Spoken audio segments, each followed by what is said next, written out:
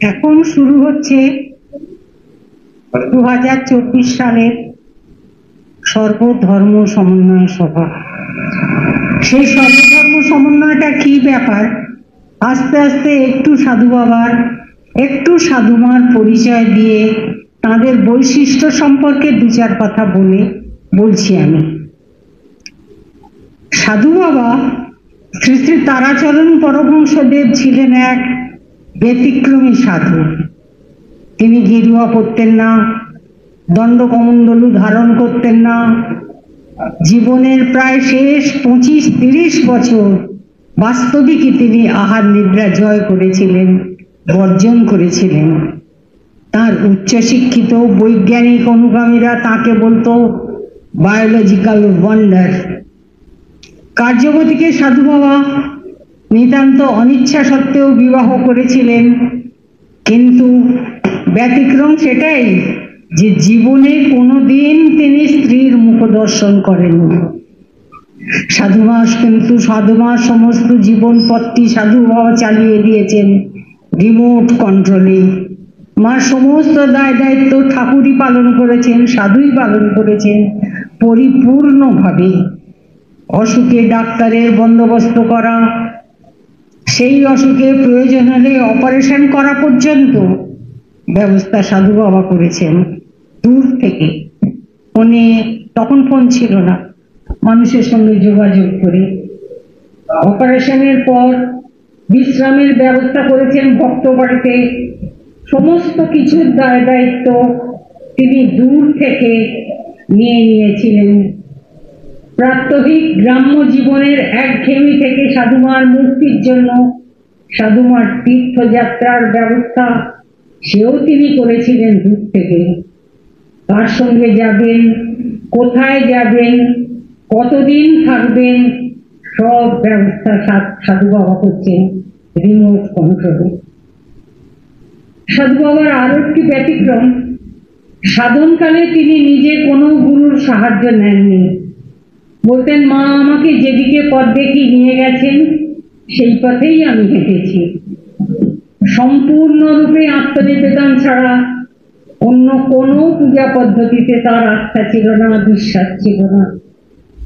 আর সেই আত্মনিবেদন ছিল মা মা মা মা বলে কাতর করুণ ক্রন্দনে।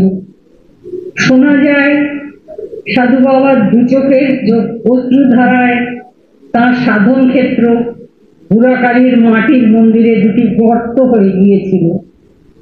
মর্মভেদী সে কাতর ক্রন্দন সে যুগের সমস্ত ভক্ত প্রত্যক্ষ করেছিলেন। আমরা আমাদের আশ্রমে এই ঠাকুর ঘরে, এই টালি বসানো ঠাকুর ঘরে সাধু বাবা কেঁদে উঠলেন, মনে হতো বালতি করে জল ঢেলে নিয়ে গেছে। সাধু বাবাকে জিজ্ঞেস করা হয়েছিল, কোথা থেকে আসে এত জল আপনার চোখে? সাধু বাবা বলেছিলেন, এই জল সহস্রার জল।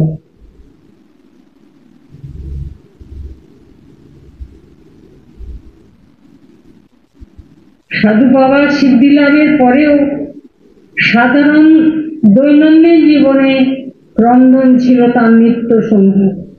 কোনো উপাচার সাজিয়ে, নির্দিষ্ট মন্ত্র বলে, পঞ্জিকার সময় মেনে ঈশ্বর উপাসনায় তার কোনো আস্থা ছিল না। তিনি নিজেও যেমন মন্ত্র দীক্ষা নেননি কোনো গুরুর কাছে, তেমনি কোনো দিন কোনো মন্ত্র দীক্ষা দেননি তার কোনো অনুয়ায়ীকে। তার নিজের ছিল সত্য মন্ত্র। জীবনের সর্বক্ষেত্রে সত্য আচরণ, অর্থাৎ সৎভাবে থাকা, সত্য কথা বলা, দুঃখী মানুষের দুঃখ মোচন, এই ছিল তার সারা জীবনের ব্রত। বলতেন, সততা আছয় যথা চরিত্র ও পবিত্রতা যেন তথা আছে ভগবান। বলতেন, সত্য মন্ত্র হে মানব পররে গ্রহণ, সত্যই মঙ্গল প্রসূ শান্তির কারণ। তাঁর জন্ম মহোৎসবের এক সভায় বিদ্বান উচ্চশিক্ষিত বৃহৎ জনসমাবেশে সাধু বুকে হাত দিয়ে উচ্চ কণ্ঠে এক বছর বলেছিলেন, জীবনে আমি একটিও মিথ্যা কথা বলি নাই, কখনো স্খলিত হই নাই ব্রহ্মচর্য থেকে। সাধু বাবা ছিলেন সমস্ত মানুষের প্রতি সমভাবাপন্ন, কোনো রকমের কোনো ভেদ মানতেন না, ধর্মে ধর্মে প্রভেদ বা বিভেদ মানতেন না। বলতেন, সত্যের সারার্থ যদি পারহ বুঝিতে, জানিবে সকল ধর্ম নিহিত সত্যেতে। সাধু বাবা সমাজের উচ্চ পর্যায়ে অবস্থিত যারা, তাদের ভেতরে কোনো তফাৎ করতেন না বর্ণে বর্ণে কোনো তফাৎ করতেন না, কোনো জাতিগত বিভেদও। তার মতে শুধু নিজের ধর্মের প্রতি শ্রদ্ধা থাকা যথেষ্ট নয়, অন্যান্য সকল ধর্মের প্রতি সমান শ্রদ্ধা থাকা অবশ্য কর্তব্য। তার জন্যে বিভিন্ন ধর্মমত সম্পর্কে জানতে হয়, আগ্রহান্বিত হতে হয়। যারা সেই সব ধর্ম সম্পর্কে যথেষ্ট জানেন, তাদের ধর্মালোচনা শুনতে হয়। আগ্রহান্বিত হয়ে নিজে পড়াশুনো করে জানতে হয় বিভিন্ন ধর্ম সম্পর্কে বিভিন্ন কথা। সাধু বাবার ইচ্ছানুসারে শ্রী তারামঠে, আমাদের আজকের এই আশ্রমে, তাই বহুদিন থেকে আয়োজন করা হচ্ছে সর্বধর্ম সমন্বয় সভা। বিভিন্ন ধর্মের প্রবক্তারা তাদের ধর্মের বিভিন্ন দিক নিয়ে আলোচনা করবেন, তো তারা সমৃদ্ধ হবেন, মুগ্ধ হবেন সেসব আলোচনায়। সাধু বাবা যেসব উপদেশ দিতেন ভক্তদের বা আদেশ করতেন তার যেসব বাণী জীবনে পালন করবার জন্য, তার বেশিরভাগ মানুষ মনে করতেন প্রাত্যহিক সাংসারিক জীবনে, কর্মক্ষেত্রে সাধু বাবার সেসব আদেশ পালন করা সম্ভব নয়। কিন্তু শ্রী শ্রী সাধুমা অরণ্য কুমারী দেবী ছিলেন সে সকল কিছুই জীবনে পালন করেছেন, গ্রহণ করেছেন, তার এক প্রতীক। তিনি থাকতেন অত্যন্ত সাধারণভাবে, আড়ম্বরহীন, প্রচারবিহীন এক নীরব কর্মীর মতো। সকলের আপদে বিপদে তিনি ছিলেন তাদের আশ্রয়দাত্রী। ভক্তদের সঙ্গে আলাপে আলোচনায় সর্বদা যে তিনি উপদেশ দিতেন, ঈশ্বর আলোচনা করতেন এমন নয়। সাধারণ সাংসারিক ঘরোয়া কথাবার্তা, কুশল বিনিময়, এমনকি রান্না শেখানোর ব্যাপারে পর্যন্ত অভাব ছিল না তার আগ্রহে।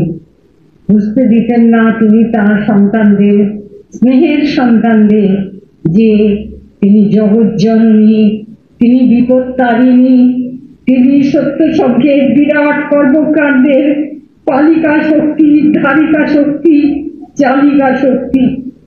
তিনি সত্য সাধক, উচ্চকোটির সত্য সাধক, সাধু বাবারও প্রণম্য।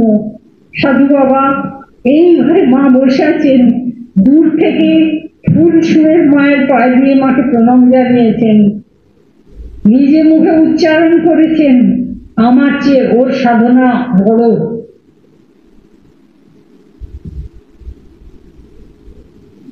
স্নেহে, ভালোবাসায়, আশীর্বাদে সাধুমা ধন্য করে রাখতেন তার ভক্তজনকে।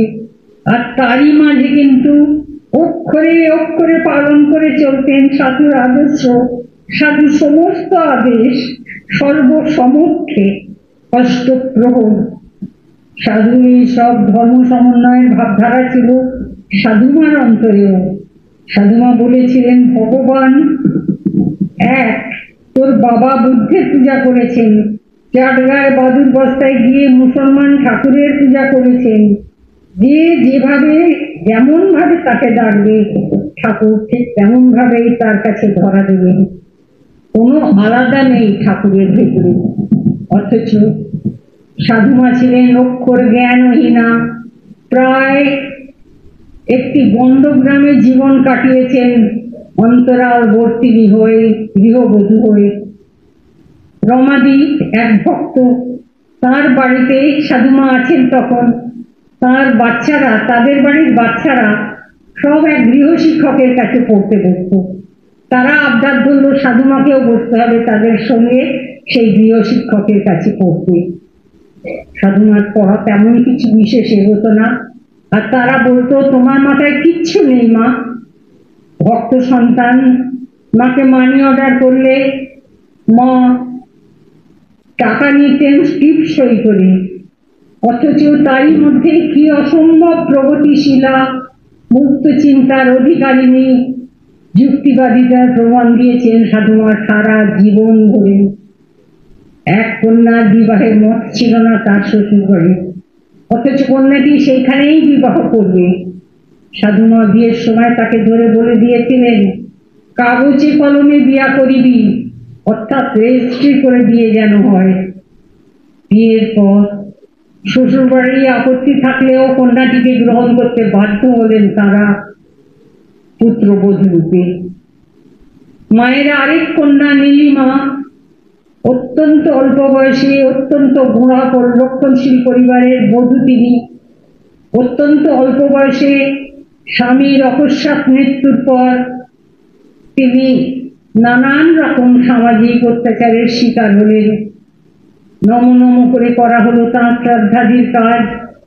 মৎস্যমুখীর দিন নিয়ম রক্ষার মতো সামান্যভাবে পঙ্ক্তি ভোজনের ব্যবস্থা করা হলো।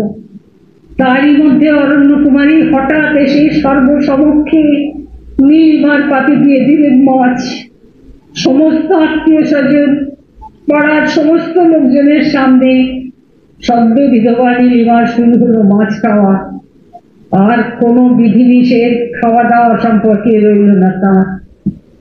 ছোট ছোট দুটি ছেলে মেয়েকে মানুষ করার জন্য তাকে যে এখন চলতে হবে দীর্ঘ পথ, সেবা করে রাখতে হবে পুত্রহীনা শাশুড়িকে মা সকলের সামনে, এমনকি শোকাতাপা বৃদ্ধা শাশুড়ির সামনে সেই পথ নির্বিঘ্ন সুগম করে করে দিলেন। নিরক্ষরা আমাদের মা ছিলেন প্রখর বুদ্ধিমতী, প্রগতিশীলা, দূরদৃষ্টি সম্পন্না, মুক্ত চিন্তার অধিকারিণী, সমস্ত কুসংস্কারের ঊর্ধ্বে। আমাদের কত সৌভাগ্য, এমন বাবা, এমন মায়ের সন্তান আমরা। প্রার্থনা করি যেন চিরপ্রণত থাকতে পারি বাবা মার চরণ তলে ভক্তিপূর্ণ চিত্তে। লক্ষ্মীস্বরূপিণী মা আমাদের। সাধুমার জন্ম হয়েছিল কোজাগরী লক্ষ্মী পূজার দিন, বাংলা 29শে ফাল্গুন 1285, ইংরেজি 12ই মার্চ 1879 খ্রিস্টাব্দে।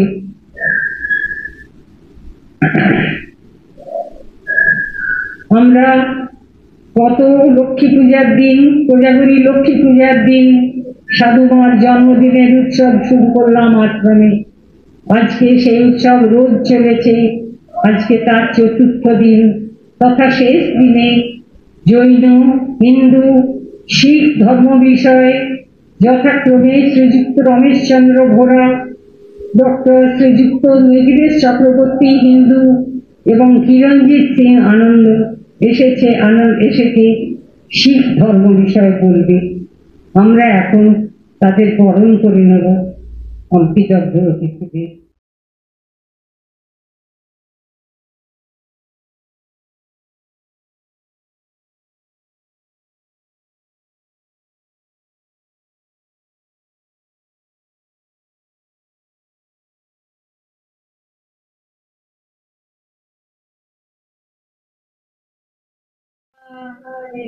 আদি সঙ্গে শান্তি মঙ্গল গাও, জননী এসেছে দ্বারে।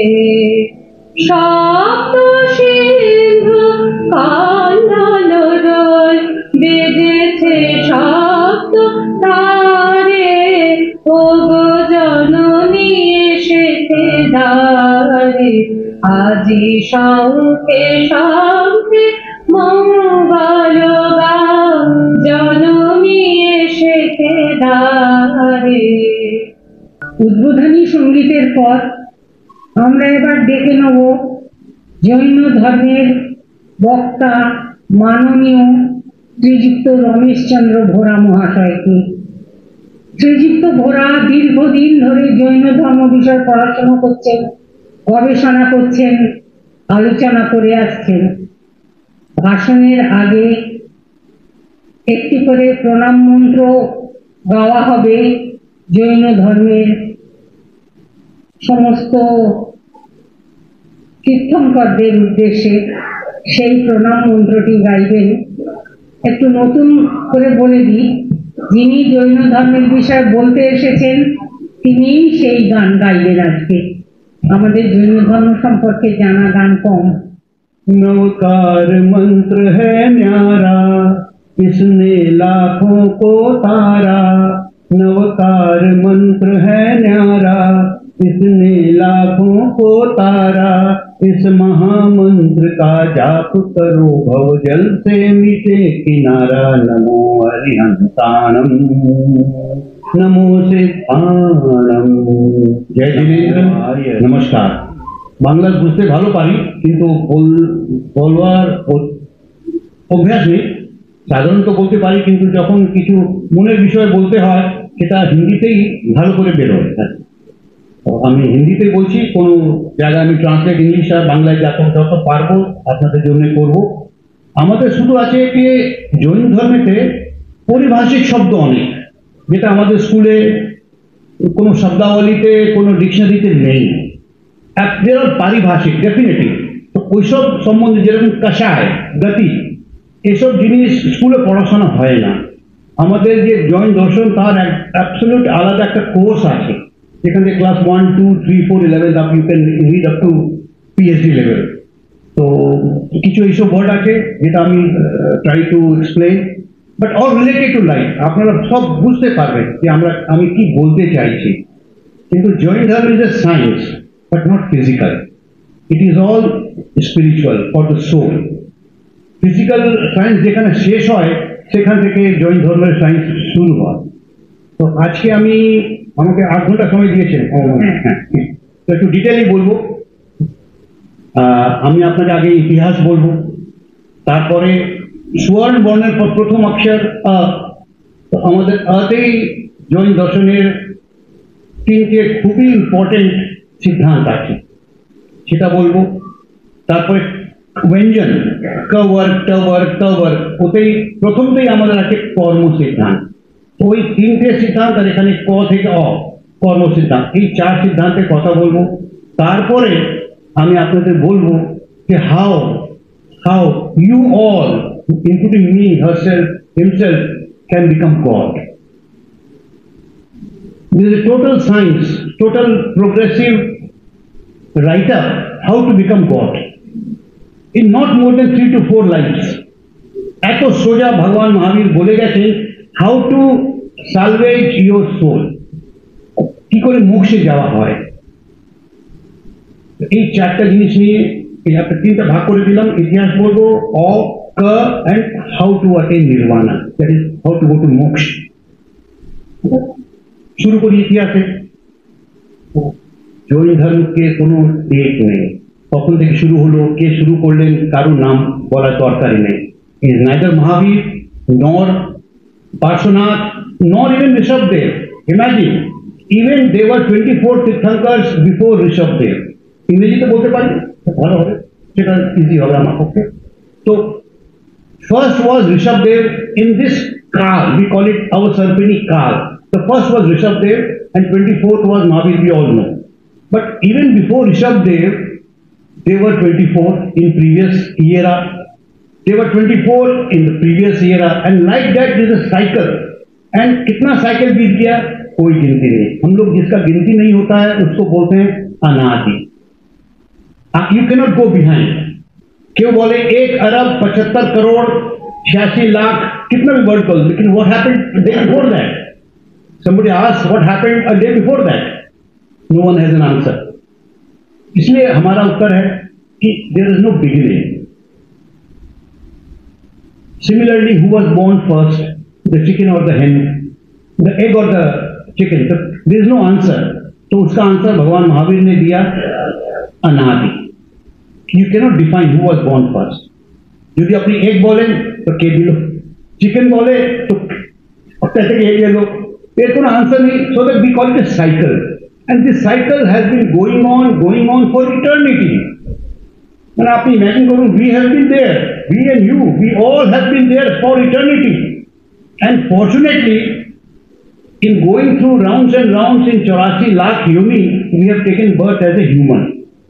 So now we can understand.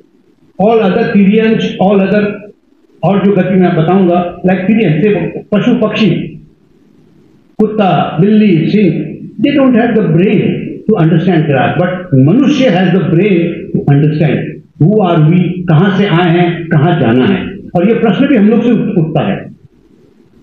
कुत्ता कभी नहीं सोचेगा कि वो कौन है, कहाँ से आया, कहाँ जाना है, लेकिन इंसान सोचेगा कि मैं कौन हूँ, कहाँ से आया हूँ, कहाँ जाना है, व्हाट इज द पर्पस. तो इसका बिगिनिंग कोई नहीं है. जैन धर्म का भी बिगिनिंग कोई नहीं है. और आज हम लोग इसको जैन धर्म बोलते हैं, वो कभी श्रमण धर्म के नाम से था, उसके पहले अहिंसा नाम से था, उसके पहले निर्ग्रंथ नाम से था. तो ये नाम बदलता रहा है.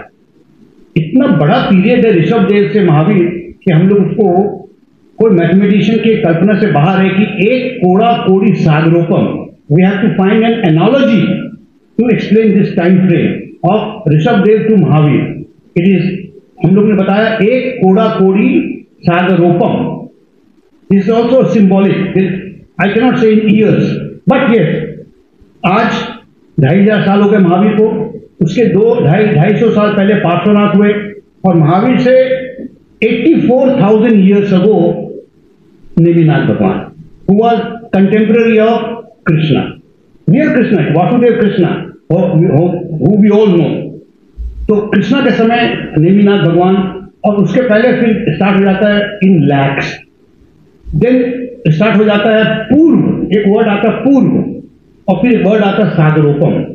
तो these are definitely word which has to be explain. बहुत लंबा टाइम है, इतना मेरे को समझाने का एनालॉजी भी नहीं है कि हम सबको बोल सके, क्योंकि हमने शायद नहीं समझा हो. It's such a huge theory और such a difficult thing to understand, because I am a mathematician, but it has not entered my mind. I cannot even comprehend कि क्या कितना साल हो गया. और उसके पहले, जैसे आपको बताया, ऋषभ देव के पहले भी जैन धर्म था.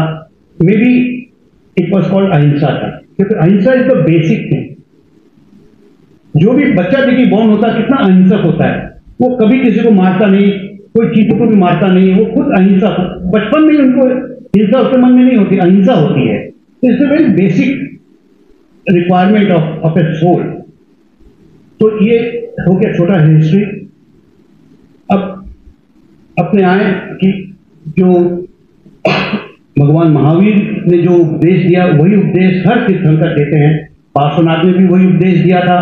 नेमिनाथ, कृष्ण के समय नेमिनाथ ने भी वही उपदेश दिया था. उनके पहले नमीनाथ, उसके पहले मुनि सुव्रत. इस तरह आप पीछे चले जाओ तो आ जाओ ऋषभ देव ने भी वही उपदेश दिया. हम लोग उनकी वाणी को बोलते हैं आगम. इट इज कॉल्ड आगम.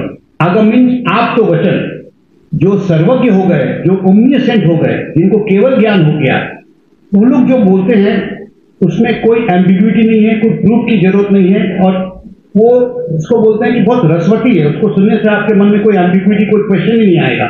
इतना आराम से उतरेगा, उसमें कोई क्वेश्चन पैदा नहीं होगा, कोई शंका पैदा नहीं होगी.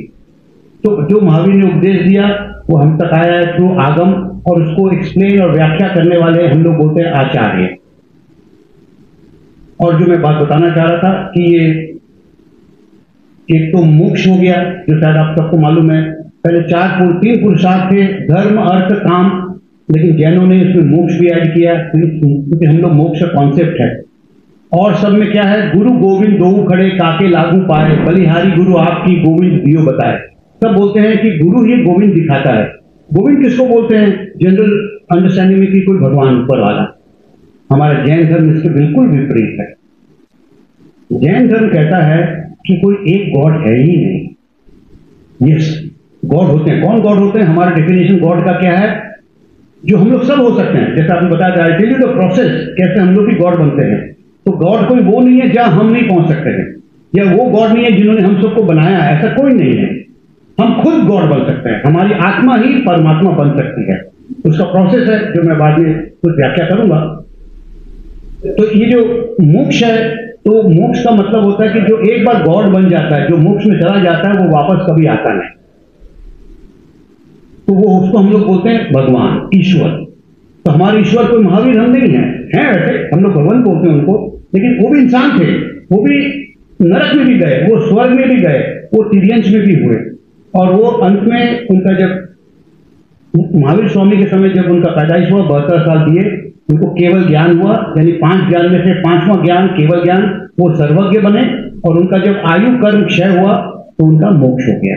और खाली भगवान महावीर का नहीं हुआ, उनके साथ गौतम, गणधर वगैरह बहुत लोग हुए, अनंत लोग मोक्ष गए। एक बड़ा मजेदार बात है कि अपने 1 में से 1 चला जाता कितना बचता है? 0। लेकिन अनंत में से अगर अनंत चला जाता है तो कितना बचता है? अनंत। This is very very difficult to comprehend कि 1 में से 1 गया तो क्या बचा? 0। अगर आप यहां से सब लोग एक एक करके उठ के चले जाए तो उस कमरे में कौन बचेगा? कोई नहीं बचेगा। लेकिन जब मोक्ष जाता है तो अनंत लोग मोक्ष चले गए। इस पृथ्वी से अनंत लोग, मनुष्य जाएगा, सीरियस नहीं जाएगा, कुत्ता बिल्ली नहीं जाएगा, शेर नहीं जाएगा, बंदर नहीं जाएगा, मनुष्य ही जाते हैं। तो वो जब अनंत लोग मोक्ष चले जाते हैं और पृथ्वी में अनंत लोग हैं, तो अनंत लोग मोक्ष चले गए और पृथ्वी में अनंत लोग हैं, तो यहाँ कितना होना चाहिए? 0। ऐसा नहीं होता है, फिर भी अनंत रह जाते हैं। क्योंकि ये पृथ्वी आज तक कितना समय हो गया, मैंने आपको बताया, अनंत समय हो गया, कभी खाली नहीं रहा। जीव से कभी खाली नहीं रहा, मनुष्य से कभी खाली नहीं रहा, सीरियस से खाली नहीं रहा, देव गति से खाली नहीं रहा, नरक से खाली नहीं रहा। तो अनंत लोग मोक्ष भी चले जाएंगे, तब भी ये जिंदगी, ये जो पृथ्वी है, ये जो लोकाकाश है, ये चालू रहेगा। एक तो हमारा कॉन्सेप्ट है मोक्ष, खाली धर्म अर्थ काम नहीं है, अपना कॉन्सेप्ट है कि अपने को साल्वेज करके अपने को मोक्ष जाना है। बहुत इंपॉर्टेंट है, हमारा उद्देश्य ही होना चाहिए। और ये मनुष्य जन्म मिला है तो अब इसको सार्थक करें। हम लोग रत्नत्रय की बात आएगी अभी, तो उसको मोक्ष जाना है। ये छोटा सा फिलॉसफी है। और हम लोग अभी दूसरे में हमें जो बताया कि 3 अ बताएंगे, तो उसके पहले हम लोग आपको एक गिनती बता, छोटा सा गिनती करते हैं 1 से लेकर 10 तक। हमारे यहाँ 1 जब बोला जाता है तो हमारे मन में क्या कॉन्सेप्ट आता है? सुनिए, एक आया। हमारी सबकी आत्मा एक जैसी है, चाहे वो चींटी हो, चाहे हाथी हो, चाहे कुत्ता हो, चाहे बिल्ली हो, या देव हो, या नारकी हो, या मनुष्य हो, तो एक आया, मतलब एक ही आत्मा सब में वास करती है। और वो अगोचर है, आंख से दिखाई नहीं पड़ता है। आपसे दिखाई पड़ता है we see our own body, उसका क्या कारण है वो भी आपको बताऊंगा मैं। और जब 2 का नंबर आता है तो उसमें क्या बोलते हैं? जीव और अजीब। आप कभी भी देखोगे तो आपको 2 चीज नजर आएगा, जीव है या कोई अजीब है। हम लोग सबको जीव नजर आते हैं, लेकिन ये चीज है, ये माइक है, ये सब अजीब है। तो दुनिया में 2 ही है, एक जीव और एक अजीब। तो 2 में जब गिनती आती है तो हम लोग बोलते हैं जीव और अजीब। तीसरा जो आता है 3, अगर 3 वर्ड आता है तो हम लोग बोलते हैं रत्नत्रय। अब रत्नत्रय 3 क्या है? तो सम्यक दर्शन, ज्ञान, चारित्र, जिसका संबल से, जिसको लेके, जिसको अडॉप्ट करके हम लोग मोक्ष जा सकते हैं। वो 3 रत्न जैनों में क्या कहा जाता है? सम्यक दर्शन, ज्ञान और चारित्र। जब 4 बोलते हैं तो क्या याद आता है? गति। 4 गति है। अपने जितने भी जीव देख रहे हैं वो सिर्फ 4 गति में हम लोग घूमते रहते हैं। क्या क्या है वो गतियां? मनुष्य गति, तीर्यंश गति। तीर्यंश हम लोग बोलते हैं पशु, पक्षी, पेड़ पौधे, घास, जितने भी आपको चीज दिखाई पड़ते हैं वो एकेंद्रिय से लेके पंचेंद्रिय तक। जैसे लकड़ी जो है, वनस्पति, आग, ये जो पंचभूत बोला जाता है, हम लोग उनको पंचभूत नहीं, हम लोग उनको सोल बोलते हैं। एकेंद्रिय सोल है, they are even soul. Doctor Jagdish Chandra Bose ने प्रूव कर दिया वनस्पति में जीव है, यानी उसमें भी आत्मा है। तो फिर हम लोग आग, वायु, अग्नि, वायु, पृथ्वी का है, जो पृथ्वी में होते हैं, ये सब सोल है, दे आर कॉल्ड एकेंद्रिय। फिर द्विइंद्रिय, फिर 3 इंद्रिय, 4 इंद्रिय, और हम लोग पंचेंद्रिय। तो अपने सब जीव हैं 4 गति में, मनुष्य, तिर्यंश, नारकी और देव। ये 4 गतियां हैं जिसमें अपना सोल भ्रमण करता रहता है। क्यों करता रहता है? इसका बहुत शॉर्ट में बोले तो इच्छा। अपने सबके मन में मरते समय, जीते समय कोई ना कोई इच्छा बाकी रह जाती है। उस इच्छा के कारण हम लोग फिर से शरीर पैदा करते हैं। यानी आज हमारा मरण होगा, मृत्यु होगी, तो हमारा सिर्फ कपड़ा बदलेगा, हम दूसरे भाव में चले जाएंगे। अगर अच्छा काम किया हो तो देव गति, बुरा काम किया हो तो नरक गति। और सरल रहे हो, हृदय बहुत साफ रहा हो, किसी में झगड़ा नहीं कराया हो, लड़ाई नहीं कराया हो, सब में दोस्ती बनाया हो, समन्वय किया हो, तो हम लोग क्या बनेंगे? मनुष्य। और मनुष्य बनने से ही हम लोग वो पुरुषार्थ कर सकते हैं जिससे मोक्ष मिल सकते। अगर 5 का नंबर आता है तो अपने 5 में महाव्रत बताया है। कौन सा महाव्रत और अनुव्रत दोनों है। महाव्रत साधु के लिए है और अनुव्रत जो श्रावक है, यानी जो गृहस्थ है। तो सत्य, अहिंसा, आचौर्य, अपरिग्रह और ब्रह्मचर्य। ये 5 महाव्रत है जो हमारे साधु परमानेंट पालते हैं। सच बोलेंगे हमेशा, चोरी नहीं करेंगे, झूठ नहीं बोलेंगे, किसी चीज का संग्रह नहीं करेंगे, मूर्छा नहीं रखेंगे और ब्रह्मचर्य का पालन करेंगे। तो 5 जब आता है तो हम लोग बोलते हैं पंच महाव्रत। सेम विद अणुव्रत, मतलब जो स्थूल है, ये तो बहुत सूक्ष्म है, महाव्रत है, और ये अणुव्रत है जो स्थूल है। ऐसे झूठ नहीं बोलेंगे, जरूरत पड़ा तो कभी कभी झूठ बोलेंगे जिससे किसी का नुकसान ना हो, तो वो झूठ बोलना अलाउ है कि किसी को बचाने के लिए आप झूठ बोल सकते हैं। तो ऐसे झूठ बोलेंगे जो स्थूल हो, किसी का कोई मर जाए मेरे बोलने से, कोई मर जाए, वैसा भी झूठ नहीं बोलेंगे। चोरी भी, मतलब अणुव्रत में चोरी अलाउ नहीं है, लेकिन स्थूल कर सकते हैं। हिंसा थोड़ा बहुत, क्योंकि आग जलाते हैं, घर में खाना बनाते हैं, वो हिंसा है, लेकिन हमको बनाना पड़ेगा, हम गृहस्थ हैं, हमको जीना भी है, अपना परिवार भी संभालना है। तो चोरी और असत्य, हिंसा, अहिंसा, परिग्रह, कुछ गाड़ी भी रखना है, एरोप्लेन में भी चढ़ना है, और ब्रह्मचर्य मतलब एक स्त्री का अलाउ है कि आप एक शादी करो, गृहस्थ रहो, बच्चे पैदा हो, तो वो भी ब्रह्मचर्य के अंदर आता है। लेकिन उसको स्वदोष संतोष बोलते हैं, दूसरा वर्ड हो जाएगा। अब्रह्म नहीं होगा वो अब्रह्म भी नहीं है। ब्रह्मचर्य तो साधु ही पालेगा, उनके कोई परिवार नहीं होगा, उनका कोई गृहस्थी नहीं होगा। लेकिन श्रावक का जो हम लोग जो श्रावक हैं, श्राविका हैं, वो लोग गृहस्थ हैं। जब 6 आएगा तो क्या आएगा? 6 द्रव्य। 6 द्रव्य की बात आती है तो 6 द्रव्य क्या क्या है? तो जीव एक द्रव्य है, जो सेव बोलते हैं वो एक द्रव्य है। दूसरा अजीव, तो अजीव के 5 भेद है। क्या क्या है वो? धर्मास्तिकाय, अधर्मास्तिकाय, आकाशस्तिकाय, उद्गलास्तिकाय और काहक। ये 5 जो चीजें आपने सुना होगा, धर्मास्तिकाय, अधर्मास्तिकाय, आकाशस्तिकाय और उद्गल और काहक, तो और जीव, तो ये टोटल 6 द्रव्य। सब 7 नंबर आता है तो हमारे क्या आता है? हम लोग को बताया जाता है सप्त व्यसन का त्याग करो। जो भी मनुष्य है उनको सप्त व्यसन नहीं रखना है। जिसने भी सप्त व्यसन का त्याग किया, he can call himself Jain. हमारे आचार्यों ने बता दिया कि अगर ये 7 व्यसन किसने छोड़ दिया, बाकी हम लोग सब छोड़ चुके हैं, हम अभी बताएंगे, या कोई भी वो नहीं पाता होगा, मतलब वी आर ऑल जैन अंदर से। इसमें कोई आपको कोई पहनना नहीं पड़ेगा, कुछ बोलना नहीं पड़ेगा, यू आर जैन, मतलब यू आर अहिंसक। उसमें क्या है? जुआ, पहला जो व्यसन है जुआ। दूसरा चोरी, चोरी भी व्यसन है, जिसको आदत लग जाती है ना वो चोरी करता रहता है। तो भगवान महावीर ने जुआ और चोरी, शिकार यानी शूटिंग, जो पहले बहुत होता था, आपको बहुत कम हो गया। चौथा है मांसाहार। इफ यू नॉट डूइंग मांसाहार भी एक व्यसन है, क्योंकि उसके बिना भी जिया जाता है, लेकिन जो भी मांसाहार करते हैं वो व्यसन हो जाता है, तो उसको भी व्यसन में आया। तो जुआ, चोरी, शिकार, मांसाहार, मदिरा पान यानी शराब। जो शराब पीता है वो सख्त व्यसन का पालन नहीं करता है। और पर स्त्री गमन यानी you can not have more than one wife, like you can not treat anyone like not like your mother.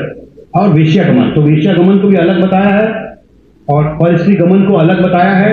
मदिरापन, मांसाहार, शिकार, चोरी और जुआ, ये सब व्यसन है।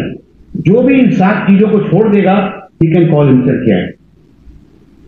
अब 8 आता है तो 8 क्या होते हैं? ये एपिस्टेमोलॉजी है, यानी तत्व ज्ञान है कि भगवान महावीर ने बताया कि अपने 8 तरह के मुख्य कर्म है। कर्म सभी लोग सुना है कि सब कर्म करते हैं और कर्म का फल होता है। तो किस किस तरह के कर्म होते हैं? तो ज्ञानावर्णीय, दर्शनावर्णीय, मोहनीय और वेदनीय। फिर नाम, गोत्र, आयुष और अंतराल, ये 8 कर्म है। वो बहुत डिटेल में बताया जाएगा, उसको तो बहुत समय लगेगा, समझने में मजा आएगा। ज्ञानावर्णीय, दर्शनावर्णीय, मोहनीय, वेदनीय, नाम, आयुष्य, गोत्र और अंतराय। इसमें सबसे प्रमुख या प्रबल अगर बोला जाए तो मोहनीय कर्म है, वो सबसे प्रबल कर्म है। बोलते हैं मोहनीय कर्म अगर टूट जाए तो 7 कर्म अपने आप टूट जाते हैं, और आयुष्य कर्म तो लास्ट में जब जीवन का शेष होता है तभी खत्म होता है, और आदमी एक बार ही बांधता है आयुष्य कर्म। बाकी 7 कर्म तो अपने हर समय बांधते रहते हैं और वो उदय में आता रहता है। ये 8 कर्म हो गए। जब 9 की गिनती आती है तो बहुत इंपॉर्टेंट है कि 9 क्या चीज है, तो हम लोग बोलते हैं 9 तत्व हैं। 9 तत्व में क्या क्या आते हैं?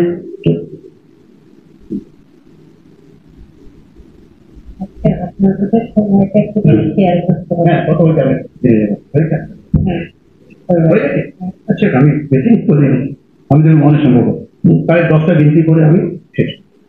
9 तत्व में जीव है, अजीव है, पाप है, पुण्य है, संवर है, आश्रव है, बंध, निर्जरा, मोक्ष, ये 9 तत्व। और जब 10 की गिनती आती है तो 10 हम लोग धर्म बोलते हैं। उत्तम क्षमा, मार्दव, आर्जव, शौच, सत्य, संयम, तप, त्याग, अकिंचन्य और ब्रह्मचर्य। ये तो अपने 10 की गिनती आपको बता दिया। 5वीं कारण पता नहीं। अब आपको बताया था अ और क। तो अ में जब आता है तो हमारे यहाँ जो सिद्धांत है, तीनों ही मेन सिद्धांत है अ से शुरू होते हैं। अहिंसा, अपरिग्रह और अनेकांत। बस ये 3 अगर अपने जान गए तो जैन सिद्धांत के बारे में काफी नॉलेज हो जाता है और अपना जीवन बहुत आराम से जी सकते हैं। और चौथा जो फाइनल है वो कर्म की सत्ता।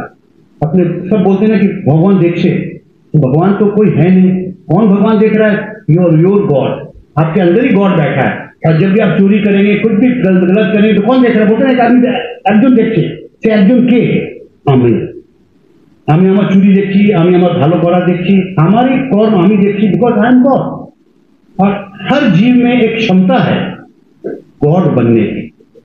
अब आपको बता दें गॉड बनने का क्या सिस्टम है कि 8 कर्म का क्षय जब हो जाता है, 8 कर्म का जैसे क्षय होता है, इंसान मोक्ष बन जाता है। और इसी का पूरा प्रोसेस भगवान महावीर ने बहुत डिटेल में बताया है कि हाउ टू अटेन मोक्ष। एक जन्म में नहीं होगा। साधु भी बनते हैं तो जरूरी नहीं कि उसी जन्म में उनको मोक्ष हो जाए, उनको भी फिर जन्म लेना पड़ता है। तो ऐसा होता है कि उनका भी फिर जन्म मनुष्य की तरह होता है, बिकॉज वो लोग बहुत सरल होते हैं और क्षमावान होते हैं। तो उनका भी मृत्यु के बाद फिर उनको मनुष्य जन्म मिलता है।